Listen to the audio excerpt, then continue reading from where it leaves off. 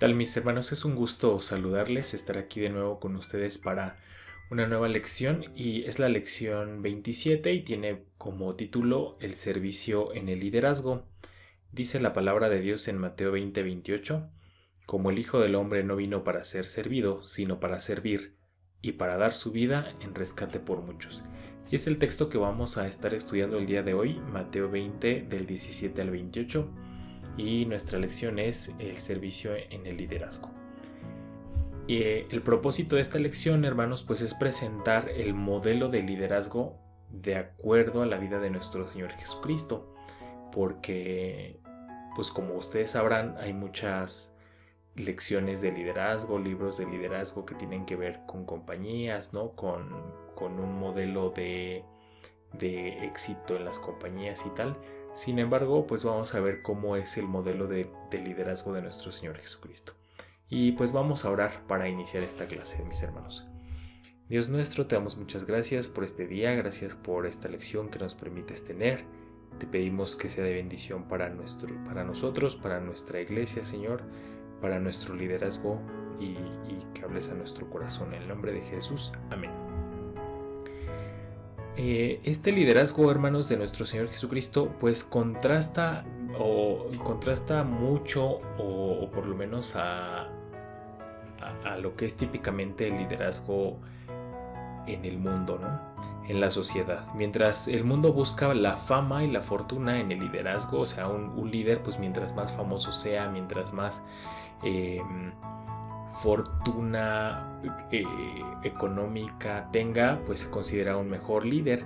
Sin embargo, el liderazgo de nuestro Señor Jesucristo nos lleva a la sencillez, a la humildad, a la alegría, a la dedicación.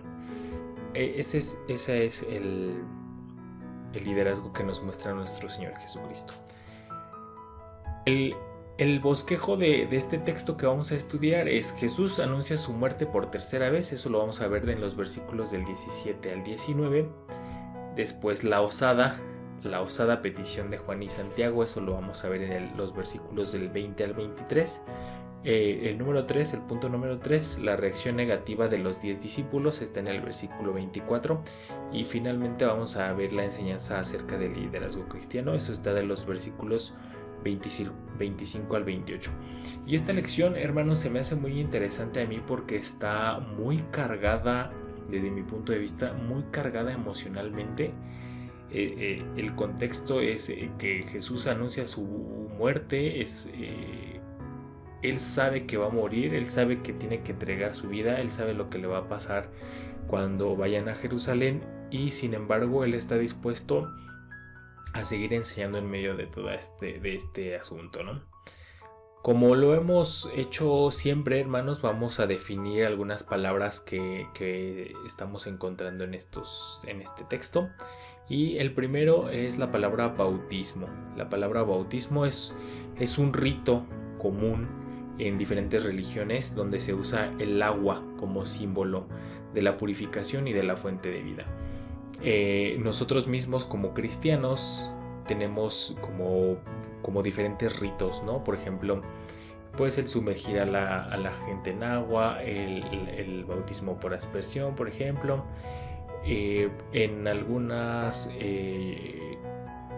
como ciudades diferentes, pueblos diferentes, la gente se sumerge también en el agua completamente para bautizarse.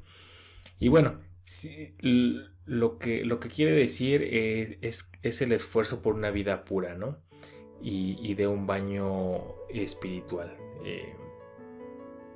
En el ámbito cristiano, pues significa, por ejemplo, el bautismo por inmersión, pues significa como una muerte y una resurrección a la vida, ¿no? Etcétera. Tiene esos significados. La iglesia cristiana lo ha adoptado por influencia de Juan el Bautista como el ritual que marca el comienzo de la nueva vida en Cristo. Eso es lo más importante, independientemente de la forma, de cómo se haga. Me parece a mí que el bautismo lo más importante que tiene es una señal hacia las demás personas, hacia los testigos, de que yo estoy comprometiéndome con Jesús para ser su seguidor. Eso es lo que a mí me parece lo más importante. Es un acto como de toma de protesta, ¿no? Como decir, aquí estoy, hago pública mi profesión de fe y quiero que todos lo vean, ¿no? Independientemente de cómo se haga, pues es ese simbolismo. En cuanto a nuestra lección, les decía, hermanos, pues es el liderazgo, cómo ejercemos el liderazgo como cristianos, ¿no? Nuestras sociedades estarán de acuerdo conmigo en que están en crisis de liderazgo. O sea, vemos presidentes raros con decisiones raras, ¿no? Con discursos raros, cada vez las sociedades más politizadas, cada vez las sociedades también más divididas, ¿no? Podemos ver que hay países con líderes políticos y religiosos y líderes sociales que son acusados de cualquier cosa de crímenes, ¿no? Actos de corrupción, incluso líderes cristianos, hermanos, o que se dicen ser cristianos, pues han sido acusados, ¿no? Y muchos se defienden diciendo, pues eso es, así es el mundo, esto es lo que sucede, todo el mundo lo hace, o dicen que las acusaciones son injustas, ¿no? Los más descarados incluso pueden atreverse a negar los delitos cometidos y dicen que el pueblo les siga teniendo confianza, que son diferentes a los demás, que no es cierto, ¿no? Una serie de cosas, hermanos, que suceden en nuestro tiempo y lo vemos en el liderazgo, ¿no? Uno de los elementos que alimenta la crisis de liderazgo es el deseo de sobresalir. O sea, de pronto yo no voy a juzgar como cada persona cuando quiere ser líder, cuando quiere ejercer esa posición de liderazgo, porque podrían ser bien intencionadas o hacerlo de la mejor forma que ellos creen. Sin embargo, viene ese asunto de querer ser famoso, de ser una estrella, de ser una celebridad, y de pronto esa persona que está incursionando, por decirlo así, en el liderazgo, pues ya adopta esta posición, ¿no? como para sobresalir. Esa es una de las cosas que nos llevan a esta crisis que sufrimos de liderazgo, ¿no? Como que de pronto las intenciones son las correctas, las adecuadas. Sin embargo, en el transcurso del tiempo, pues vemos cómo la gente se va descomponiendo, ¿no? Quiere ser famosa, quiere pues disfrutar de este como puesto por encima de los demás, ¿no? Otro de los asuntos que caracteriza la crisis del liderazgo en nuestros tiempos es el famoso nepotismo. Este fenómeno ocurre cuando una persona que ejerce liderazgo protege, privilegia o acomoda a familiares cercanos en posiciones de poder. Aunque la palabra nepos no significa ni hijo ni familiar, sino viene de la palabra sobrino, pues he adoptado la palabra nepotismo para incluir a todos los familiares de una persona y que un líder los coloca en puestos de influencia, no independientemente de si están bien preparados, si son las personas idóneas, si tienen la capacidad para hacerlo, o sea, los colocan simplemente porque son sus familiares. Entonces yo puedo identificar estas dos características del problema del liderazgo. El primero, como decíamos, es pues, buscar la fama y la fortuna, ¿no? En lugar de los ideales con los que surgió ese liderazgo. Y el segundo, pues esta acción de preferir a los familiares independientemente de si sean idóneos. Entonces, esta lección va a contrastar con el modelo de liderazgo de Jesús, en diferencia al modelo de liderazgo del mundo y de la sociedad. Jesús enseña que el verdadero liderazgo nos lleva a servir a Dios y a los demás con alegría, sencillez y dedicación.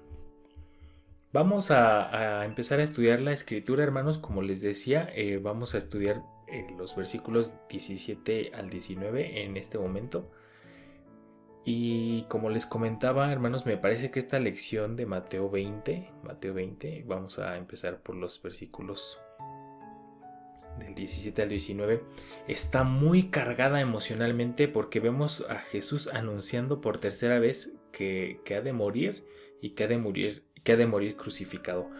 Pero él les deja claro que ha de resucitar al tercer día. El segundo punto que vamos a ver es cuando Santiago y Juan hacen la solicitud esta famosa, ¿no? A Jesús. Ahorita lo vamos a estudiar.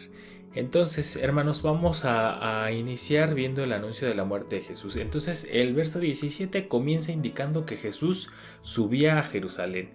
Y esta es una frase común en el Nuevo Testamento, dado que Jerusalén se encuentra en una meseta, ¿no? Está a lo alto, a lo cual hay que subir, ya sea desde el mar, desde Samaria o desde Jericó. Entonces, eso es como si nosotros dijéramos, vamos a subir al monte, al Xinantecatl, ¿no? Por ejemplo, pues hay que subir. También tiene un significado teológico esta frase de subir a Jerusalén, dado que en el libro de los Salmos encontramos una pequeña colección que es conocida como los Salmos de Ascensión. Salmos de Ascensión, y son 15 salmos del 120 al 134. Y se acuerdan, por ejemplo, el Salmo 121, alzaré mis ojos a los montes de donde vendrá mi socorro, ¿no? Por ejemplo. Entonces los peregrinos que visitaban Jerusalén para participar en las fiestas sagradas cantaban estos salmos, decíamos, del 120 al 134, mientras subían a la ciudad santa, ¿no? Entonces el Salmo 121 que les decía, alzaré mis ojos a los montes, porque pues era la ciudad santa, ¿no? Como una referencia a ahí puedo buscar a Dios, ahí puedo encontrar a Dios. Entonces dice el versículo 17 que subía Jesús a Jerusalén. Ahora, seguramente estas palabras, imagínense, hermanos, pues cómo lo tomaron sus 12 discípulos, ¿no? Imagínense, después de haber convivido con nuestro Señor Jesucristo por mucho tiempo, de forma muy intensa, compartiendo vida, compartiendo alimento, ¿no? Compartiendo palabras, compartiendo amistad. Pues imagínense que su líder les dice, oigan, pues es necesario que yo muera, es necesario que me crucifiquen, pero voy a resucitar al tercer día. Pues yo creo que lo menos que podrían hacerse es como voltear a verse y decir, caray, pues ¿qué va a suceder? Aparte les decía, voy a morir crucificado, la cual era una de las muertes más crueles de tortura y de ejecución conocidas en aquel tiempo, hermanos. O sea, no era algo así como, oigan, pues me voy a morir, ¿no? Sino me van a crucificar. Me van a hacer esa tortura que es de las más horribles, ¿no? En este tiempo. Por eso esa crucifixión, ese modo de muerte estaba reservado para aquellos criminales que eran los más violentos, ¿no?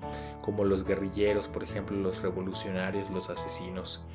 La crucifixión era tan cruel, hermanos, que la ley romana prohibía que se ejecutara a ciudadanos romanos con la crucifixión, ¿no? Estaba prohibido. Era tan cruel que el mismo Imperio Romano decía, no, mi gente no va a morir así, ¿no?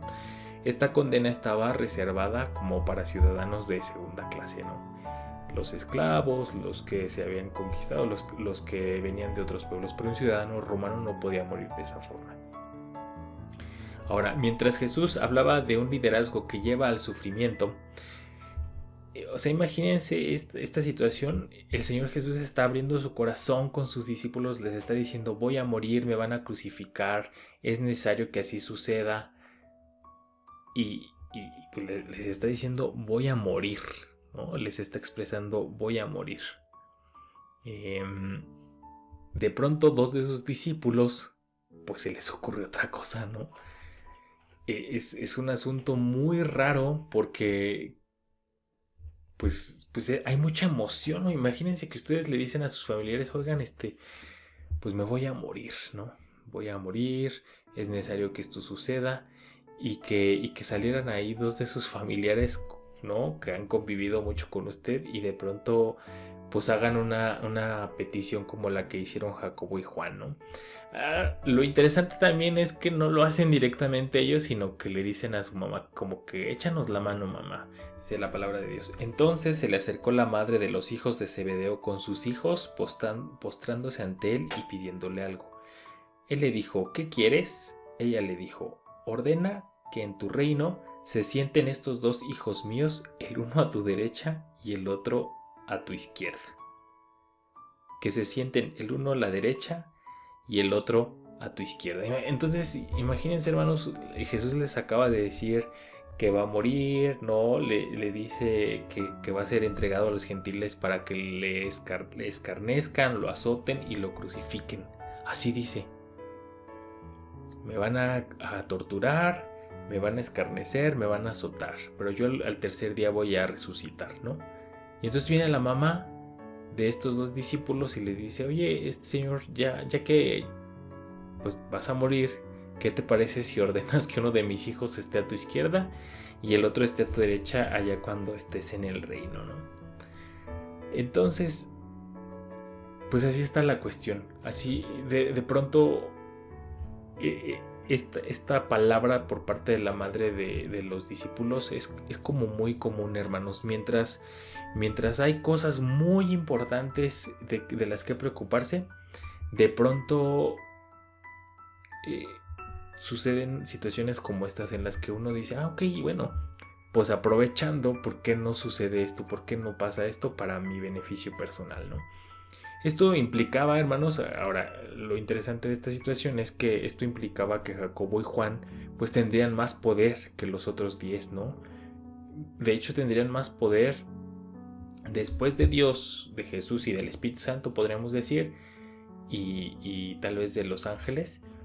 Pues estas dos personas iban a ser los dos más poderosos después de, digamos, de la humanidad ya salva, pues estos dos iban a ser los más importantes porque era una petición así como de, pues que uno esté a tu derecha, Señor, y otro esté a tu izquierda, ¿no? Entonces serían como los más poderosos, ¿no? Y solo Dios, Jesús y tal vez los ángeles estarían por encima de ellos dos. Pero esa es nada más y nada menos la solicitud que están haciendo los discípulos a través de su mamá, ¿no? Como que ser los más importantes. Entonces es un asunto curioso porque mientras Jesús está derramando su corazón, mientras les está diciendo que ha de sufrir, que ha de padecer, que ha de morir, nada más y nada menos, pues vemos la preocupación de dos de sus discípulos por ocupar lugares importantes, ¿no? Entonces en el versículo 22 vemos que Jesús responde afirmándoles, les dice a sus discípulos que ellos no comprenden, no están, no saben lo que piden, ¿no? Como decimos, no sabes ni lo que estás pidiendo. Jesús les pregunta si acaso ellos pueden beber del vaso del que él ha de beber y ser bautizados con el bautismo que él ha de ser bautizado, ¿no? Esto es una clara referencia a los versos 18 y 19 donde Jesús afirma que ha de sufrir una muerte horrible. O sea, les dice, no están preparados, o sea, no saben de lo que se trata, no saben lo que están pidiendo, porque para que ustedes tengan lo que están pidiendo, pues deben saber de lo que están hablando, ¿no? Jesús les está preguntando si ellos pues están dispuestos a sufrir lo mismo que él ha de sufrir. El vaso del que Jesús ha de beber es ciertamente un trago amargo.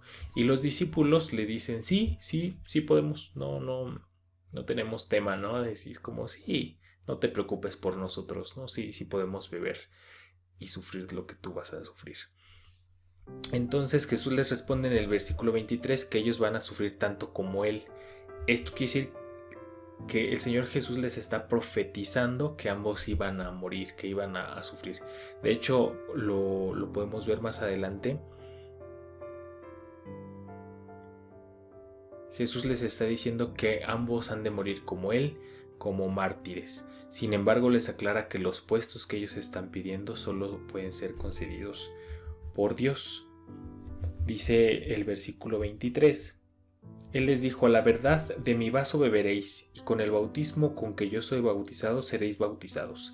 Pero el sentaros a mi derecha y a mi izquierda no es mío darlo, sino a aquellos para quienes está preparado por mi Padre. Entonces Jesús de alguna forma les está profetizando que ellos también han de morir como Jesús murió, ¿no? Como mártires. De hecho, ellos mueren como mártires más adelante. Y les está aclarando que independientemente de que han de sufrir algo similar a lo que Jesús ha de sufrir en cuanto a muerte, no en cuanto al sufrimiento por la carga del pecado, ¿no? Les está diciendo, bueno, independientemente de eso, pues no me corresponde a mí darles ese lugar, ¿no? Sino le corresponde a mi Padre. Vamos a seguir adelante. Los versículos 24 al 28 dice la palabra de Dios. Cuando los 10 oyeron esto, se enojaron contra los dos hermanos. Entonces Jesús, llamándolos, dijo: ¿Sabéis que los gobernantes de las naciones se enseñorean de ellas, y los que son grandes ejercen sobre ellas potestad? Mas entre vosotros no será así, sino que el que quiera hacerse grande entre vosotros será vuestro servidor, y el que quiera ser el primero entre vosotros será vuestro siervo. Como el Hijo del Hombre no vino para ser servido, sino para servir y para dar su vida en rescate por muchos. Entonces en estos versículos del 24 al 28 vemos la reacción de los discípulos, ¿no? La reacción de los otros 10 al atrevimiento de sus dos hermanos en la fe, ¿no? Estos se enojaron mucho. Al parecer no les gustó mucho la idea, dado que Jacobo y Juan se habían aprovechado de la relación familiar que tenía su madre con Jesús. Pues podemos ver aquí lo que veíamos al principio de la clase, ¿no? El famoso nepotismo. Es como, pues somos familia, ¿no? Nos llevamos bien. Entonces, Señor Jesús, pues tú puedes ahí influir para que a mis hijos les vaya bien, ¿no? En este texto no vemos muy clara como por qué fue la molestia de los 10 discípulos, hermanos. Sin embargo, podemos notar que están molestos por la petición en sí. O sea, como que les molestó que se adelantaran o que lo pidieran, ¿no? O sea, pues porque ellos dos. No se ve que se hayan enfadado por decir algo así como: oigan, ¿qué les pasa? O sea, nuestro Señor Jesús nos está diciendo que va a morir y ustedes no tienen otra cosa más que pensar a ver quién va a ser mayor o quién va a tener más poder entre nosotros, ¿no? Podemos como interpretar que su molestia fue esa, ¿no? Que hayan reclamado esa situación de estar por encima de los demás, ¿no? Más que reclamarles porque era un mal momento para hacerlo, ¿no? No sé si existía un buen momento para hacerlo, pero seguramente en donde Jesús está abriendo su corazón, pues no era el mejor, ¿no?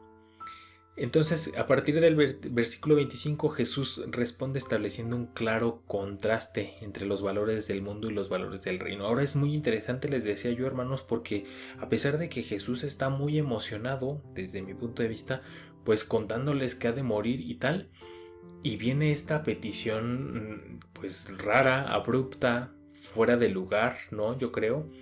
Jesús pudo, estarán de acuerdo conmigo, pudo haberse levantado y decirles: oigan, pues con ustedes no se puede hablar, yo me voy, no entienden nada, ¿no? Sin embargo, nuestro Señor Jesucristo, hermanos, en su gran amor, en su gran afán de enseñarnos, aprovecha este asunto para darnos una lección hoy y decirles: no, es que no va por ahí. No, así no funciona el reino, así no funciona el liderazgo en el reino de Dios. No es así como ustedes lo están pensando que el liderazgo funciona. Entonces, él aprovecha esta situación rara, incómoda, yo creo, no para regañar, no para llamarles la atención, no para otra cosa, sino para dejarles una nueva enseñanza, ¿no? Aprovecha esta situación, le hace un giro en la incomodidad de los otros discípulos, hace un giro con respecto a la solicitud que hicieron los dos discípulos de ocupar lugares más importantes.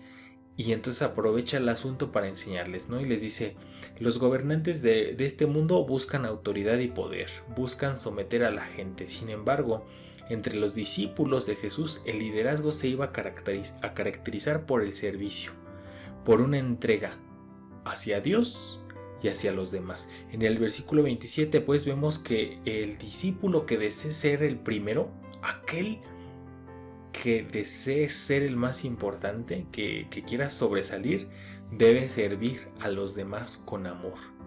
Una vez más, Jesús ofrece una enseñanza basada en su propia vida. El versículo 28, Jesús se presenta a sí mismo como el modelo de líder que ha venido para servir y para dar su vida por la salvación del mundo, no para ser servido. En el versículo 28 dice: como el Hijo del Hombre no vino para ser servido, sino para servir y para dar su vida en rescate por muchos. Entonces, nuestro Señor Jesucristo se está poniendo a sí mismo como el ejemplo a seguir en cuanto a servicio. Está diciendo yo, siendo yo lo que soy. Y veíamos en la clase pasada que que Jesús, siendo Dios, no se aferró a su posición de Dios, sino que se despojó de esa posición para servir, ¿no? Una vez más lo deja claro: si alguien merecía servicio, si alguien merecía alabanza, si alguien merecía un puesto importante, era nuestro Señor Jesucristo, por supuesto. Sin embargo, en su modelo de liderazgo, en contraste con el modelo de liderazgo del mundo, Él viene a ser servido, a ser servido. Sigue diciendo pues que sigue hablando, ¿no? Jesús dice que el verdadero líder sirve. El verdadero líder sirve a los demás sin buscar el beneficio propio.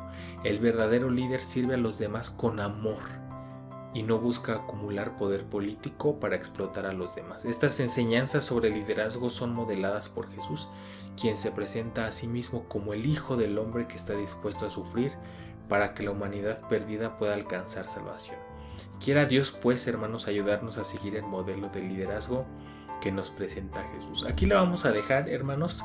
En la siguiente sesión, vamos a continuar con esta clase para ver la aplicación, pero hasta aquí la vamos a dejar, hermanos. Me parece muy interesante este modelo de liderazgo de nuestro Señor Jesucristo, y más me parece interesante que haya dejado esta enseñanza justo cuando les acaba de decir a sus discípulos que ha de morir, y cuando dos de sus discípulos quieren aprovecharse de la situación, y Jesús, en una estrategia pues muy didáctica a mi entender, pues aprovecha esta situación para enseñarles una vez más que el reino de Dios no es como nosotros queremos que sea. Dios nuestro, muchas gracias por esta lección. Padre, habla a nuestros corazones, por favor. Ayúdanos a ser humildes en nuestro liderazgo, por favor. En el nombre de Jesús, amén. Pues un gusto, hermanos, como siempre, saludarlos. Yo espero que esta lección sea de bendición para ustedes y nos vemos en 8 días. Un saludo.